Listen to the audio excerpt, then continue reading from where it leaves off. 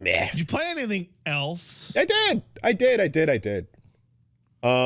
So yeah, I had a week of some stuff going on. So one, I had the Twitch Rivals event, Twitch Rivals of Aether 2.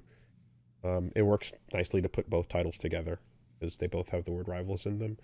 It's almost like if you were wanted to name a Total War game after Warhammer, that you could don't bring that up. It's almost like you could put the two words that are the same together. They very clearly, they very, very obviously wanted to do that, and every time it comes up, they're like, I understand why you want to do that, but for very specific reasons, the name of the game is Total War Warhammer.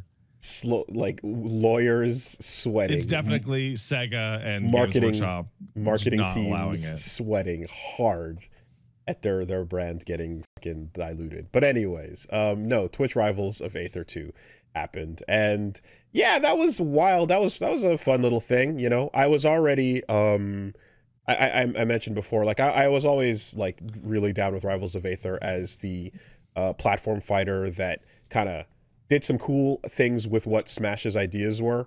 You know, I feel like it was of all the different platform fighters, of all the different Smash likes, this was the one that felt like it was trying the hardest to like do some new shit, do some cool shit. Even I agree with that. Yeah.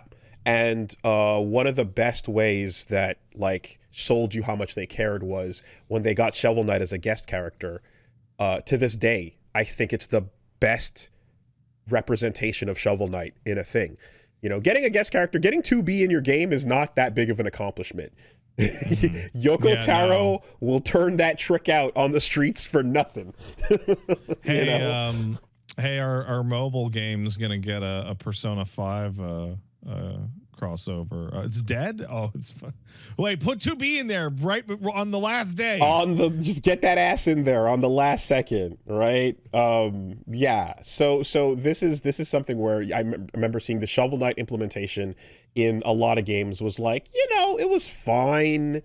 Blade Strangers had Shovel Knight, you know. There was another like forgotten like Smash like for indies that I forgot the name of that had him in it. But the one that was in Rivals was like super lovingly crafted and faithful and had you shopping to buy little upgrades in between rounds, and it was incredible. It was something like what a Sakurai would do to bring the character into Smash, for example. So incredible. Yeah, it just from that you could feel like these characters had just really creative up Bs, really creative ways of getting back on the stage. You know, I remember seeing the Arcane one where it's like, oh, he goes through the bubbles and teleports back to the puddle if you put it on the ground. Right. Which is like pretty nuts, but obviously has its limitations if you use the water. And I remember seeing Crag from day one where it's like you build a whole pillar and you stand on top of it instead of a jump. And I was like, that's really original.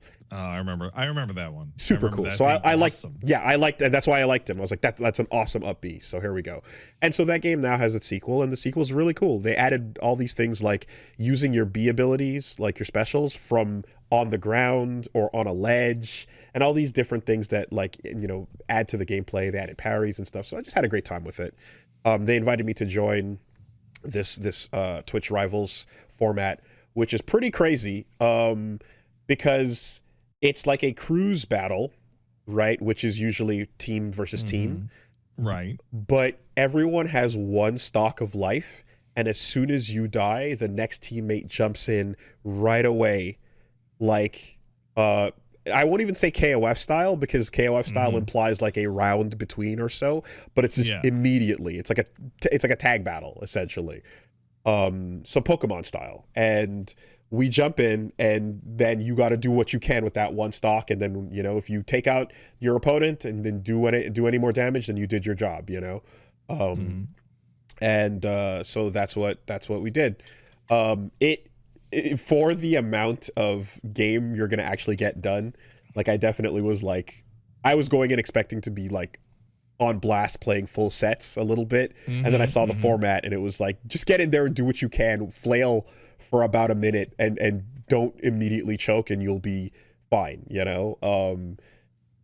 So yeah, my team was SK, Dan Fornis of literally the rivals of Aether Dev, and Armada, and the whole time we were talking, we just got Dan was just kind of given some cool tidbits on, like how the development went and what he was up to and everything. And I feel like, yeah, the fact that this one Rivals of Aether like IP is turning into like a bit of a franchise for them is cool, because it was good enough that they now not only have Rivals of Aether 2, but they've got the card game, and they've got like like I think it was like a roguelike thing as well. They've got like this whole Aetherverse going. So cool stuff, had a good time.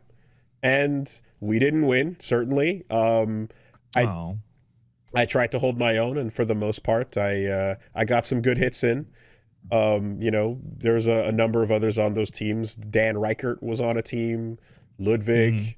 There's Tirzu in there even. Did you beat anyone of note and be like, yes, I ruined their day? I think I got Tirzu twice. And I think right after that, Ludwig beat me.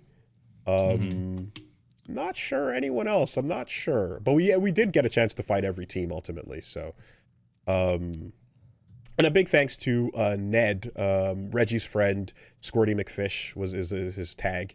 He came over and he kind of just gave me some good tips on like how to play Crag and how to do not terribly in this game and kind of improve and stuff. And yeah, he really helped a lot. So yeah, it was just a fun little thing. Appreciate the opportunity to take part in it.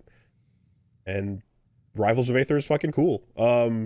That's a game too that's like got a workshop of like cosmetics that they're selling, because again, this is how we make our money.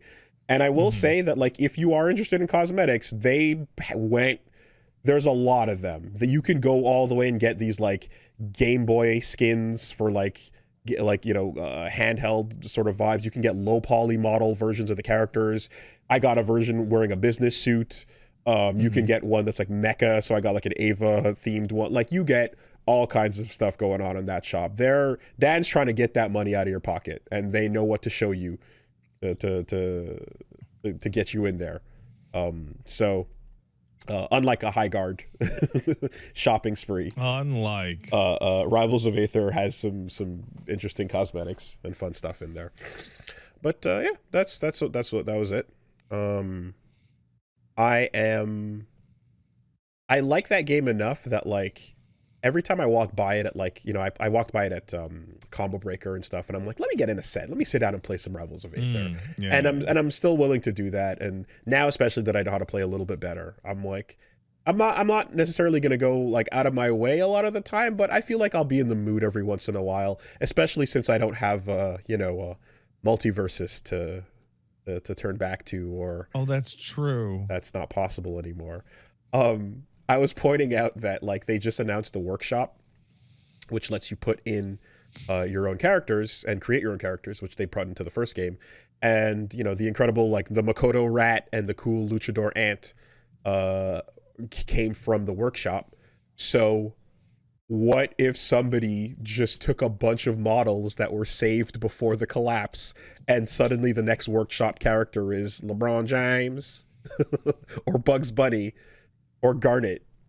Well, then they would have to go and take those down, because it's a workshop character, right? Just don't make it an official release and do what you want. I don't know. Maybe. I don't know. Anyway, it was cool. And yeah, this is in a world where Brawlhalla continues to exist, and icons. Someone asked me, "Yo, Woolie, when's icons?" Yeah, man. There's some platform fighters out there, but this is the good one.